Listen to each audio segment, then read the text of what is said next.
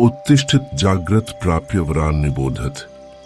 उठो, जागो और श्रेष्ठ ज्ञान प्राप्त करने तक मत रुको। लेकिन क्या आपने कभी सोचा, अगर हमारी आत्मा अनंत है तो फिर हमारा दिमाग सीमित क्यों है?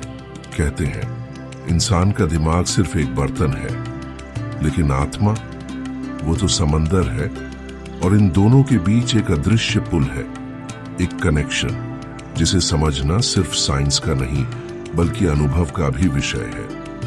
आज हम बात करेंगे कैसे हमारी सोच, यादें और भावनाएं सिर्फ न्यूरॉन्स का खेल नहीं बल्कि हमारी आत्मिक यात्रा का हिस्सा भी है। वेदों में एक कथा है, एक ऋषि थे जिनकी स्मृति शक्ति अद्भुत थी। वे एक बार सुनी हुई बात कभी नहीं भूलते थे। एक दिन एक शिष्य ने उनसे पूछा, गुरुजी, ये शक्ति आपके ध्यान से आती है या आपकी आत्मा से? ऋषि मुस्कुराए और बोले, दिमाग सिर्फ एक दर्पण है, आत्मा ही वो प्रकाश है जो उसमें दिखता है। अगर प्रकाश मंद है तो दर्पण चाहे कितना भी साफ हो, दृश्य धुंधला ही रहेगा। उपनिषद में एक अद्भुत दृष्टांत आता है। एक विशाल वृक्ष पर दो पक्षी बैठे हैं। एक लगातार मीठे कड़वे फल खाता है, कभी खुश कभी दुखी। दूसरा बस शांत बैठा है, देख रहा है। ये दोनों पक्षी हैं। पहला है हमारा माइंड जो अनुभवों में उलझा रहता है। दूसरा है आत्मा जो साक्षी है, अछूता है। विज्ञान कहता है हमारा दिमाग 24/7 सेंसरी डेटा प्रोसेस कर रहा है, लेकिन आत्मा वो ऑब्जर्वर है, प्रोसेसर नहीं।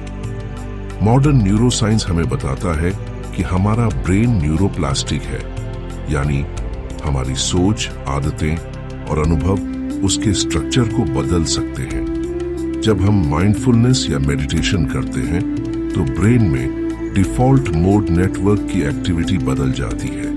ये वही नेटवर्क है जो हमें मैं का एहसास देता है, यानी जितना हम साक्षी भाव में रहते हैं उतना माइंड और सोल के बीच का पुल मजबूत होता है। एक बार एक शिष्य ने बुद्ध से पूछा, भगवान, मेरे मन में बहुत विचार आते हैं, मैं ध्यान कैसे करूं?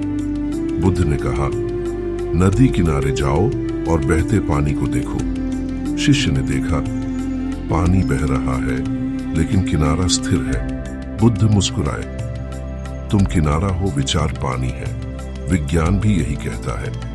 ऑब्जर्वेशन से अमिगडाला की हाइपर एक्टिविटी कम होती है और तनाव का असर घटता है। मेडिटेशन ग्रे मैटर डेंसिटी बढ़ाता है।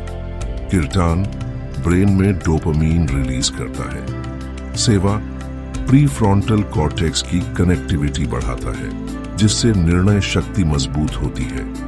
यानी आध्यात्मिक साधनाएं केवल विश्वास नहीं, वे हमारे दिमाग को मेजरेबल तरीके से बदलती है। कथा है, हिमालय में शिव मौन साधना में लीन थे। देवताओं ने पूछा, आप मौन क्यों हैं? शिव ने उत्तर दिया, शब्द मन को बांधते हैं, मौन आत्मा को मुक्त करता है। विज्ञान इसे रेस्टोरेटिव साइलेंस कहता है, जहां ब्रेन वेव पैटर्न्स अल्फा और थीटा स्टेट में शिफ्ट हो जाते हैं, जो क्रिएटिविटी और हीलिंग के लिए सबसे उपयुक्त है। मनः शांति सुखम लभेत, भगवद गीता। मन की शांति ही वास्तविक सुख है। दोस्तों, दिमाग और आत्मा का पुल हमारे भीतर है। हम बस उसे याद करें और रोज थोड़ी देर उस पर चलें तो जिंदगी में दिशा, स्थिरता और आनंद तीनों मिलेंगे।